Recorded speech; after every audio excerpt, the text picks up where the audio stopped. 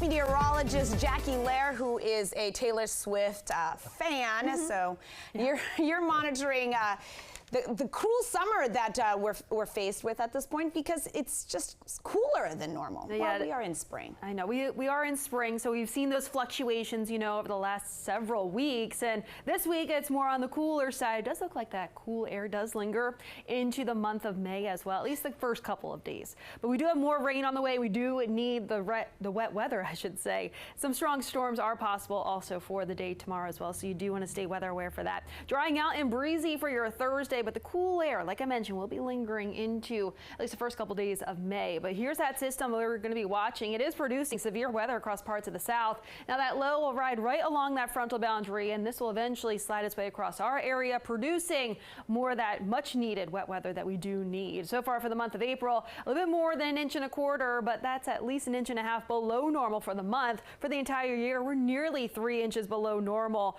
for this year to date for the district. Elsewhere, though, across the area could even be more of a difference. That severe outlook, though, for the day tomorrow, it's marginal. It's 1 out of 5 on that severe scale, so it's on the low end of the scale, but not 0. Some of these storms could be on the stronger side, featuring gusty winds, and there's also that potential for some hail with any of those stronger storms. So let's talk about the timing. As we look ahead through the rest of the night tonight, much of the area looking dry. As we start off tomorrow morning, upper 40s to lower 50s, some clouds around, but overall partly cloudy. As we look towards noon tomorrow, we start to see this batch of rain with some embedded steadier pockets pushing through, and this batch should be remaining at least non-severe, but some of these could contain some of those stronger winds. We do see a bit of a break, and then we have that next round later on tomorrow evening, right around that evening commute. So I would say between the evening commute and right around sunset tomorrow evening, this is a view of 8 p.m. we could see some of those cells on the stronger to severe side once that moves its way through.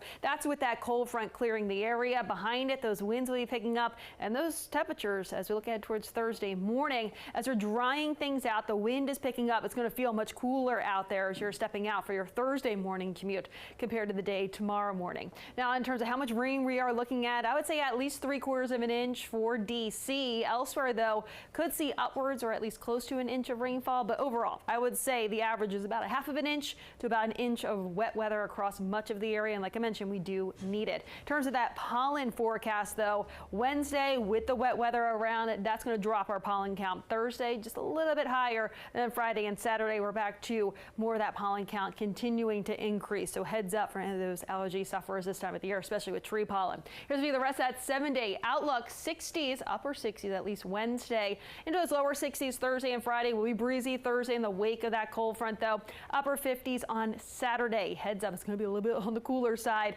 at least for the first full weekend of May. Unseasonably cool. Low 60s on Sunday, so I'd say Sunday is the pick of the weekend, as we'll see, dry conditions, mix of sun and clouds, and we're right back into those 70s as we start off at next work week, which is at least seasonable for this time of the year. So we're finally back into those 70s as we start off at next work week, the first full week of May. So that's something to look forward to. There's that chance for some spotty showers Monday. Tuesday, though, chance for some isolated showers.